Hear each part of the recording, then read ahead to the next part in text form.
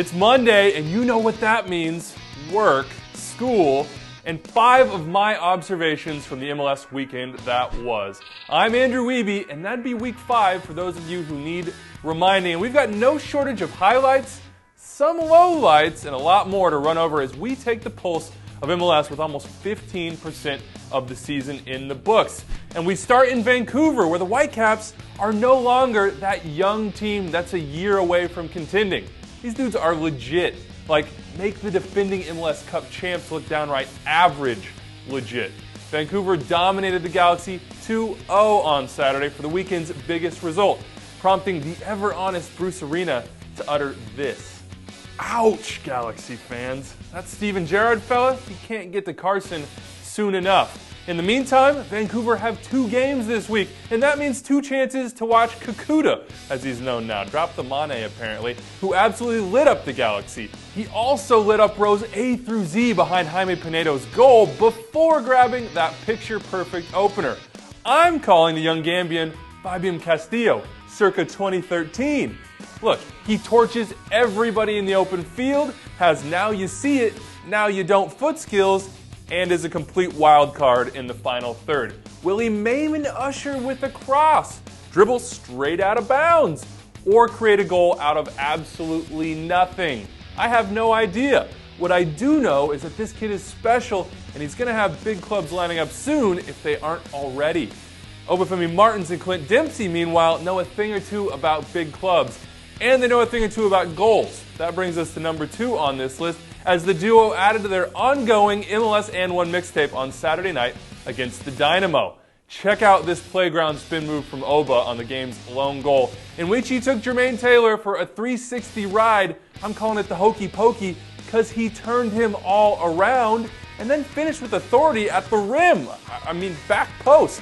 Earl of the Pearl Monroe would be proud of that one. Beware, MLS defenders, lest ye become a victim of Deuce and Oba and end up on a poster in some kid's bedroom looking dumb. There's actually a decent chance Kyle Beckerman was on San Jose rookie Fatai Alashay's wall back in the day, which brings up number 3, confrontations. I'm a firm believer that MLS could use a little bit more WWE-style drama, and Week 5 delivered in spades. First, check out Beckerman check his rookie counterpart. Kyle don't play that, Fatai, especially when some mouthy rookie is hassling Javi Mo. Something Alashay should remember the next time someone steps to Mateus Perez Garcia.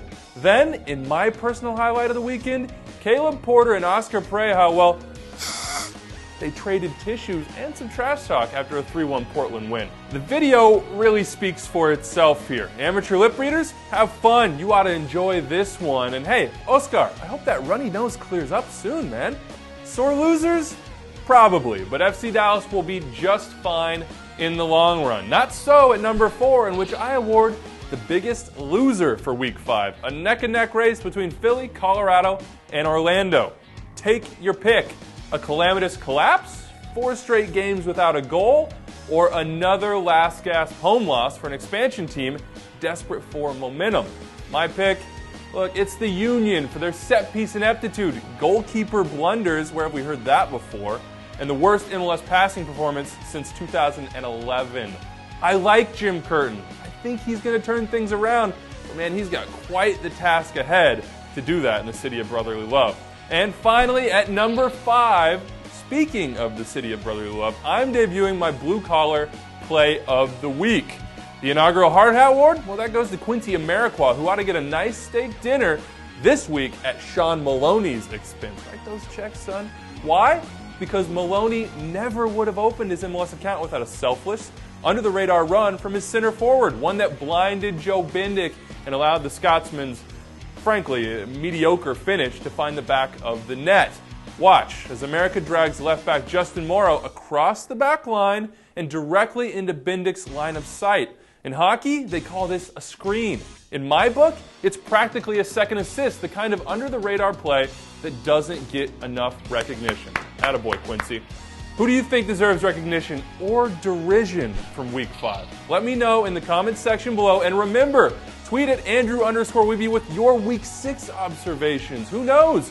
You might even make MLS Now in the process. I'll leave you with this, what one commenter called the Great Turtle Race between Fernando, oh help, I'm running in sand, Aristigueta, and Roger, Deadlegs Espinoza. Enjoy. Mano a mano, there's the bell, and they're off! Aristigueta with a 2-length lead, running in place now. Espinoza catching him. Are they even running? They're down on the ground, and the Great Turtle Race ends with a post.